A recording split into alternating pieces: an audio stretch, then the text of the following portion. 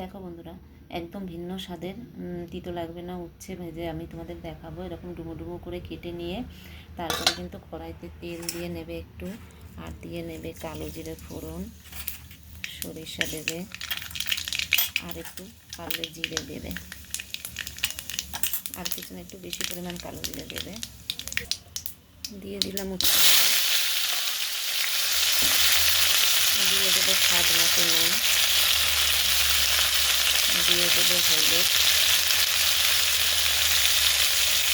এই দেখো হালকা ভেজে নিয়েছি। আর এই বেটে রাখা কিন্তু এতে আছে জিরে, আছে সরিষা, আছে, আর পারলে তোমরা একটু পোস্তও দিতে পারো।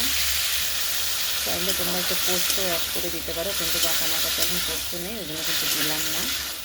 এটা দিয়ে কিন্তু হালকা জল দিয়ে ঢেকে রেখে দেবো। আর একটু শুকনো শুকনো হবে, এটা কিন্তু রসা হবে না, গা মাখা মাখা হবে। এরকম করে তোমরা যদি করে খাও তাহলে কিন্তু একদম তিতো লাগবে না। যারা অনেকেই উচ্ছে খেতে চায় না তিতোর জন্য, এরকম করে খেয়ে দেখো, খুবই ভালো লাগবে, টেস্টি লাগবে। ধন্যবাদ।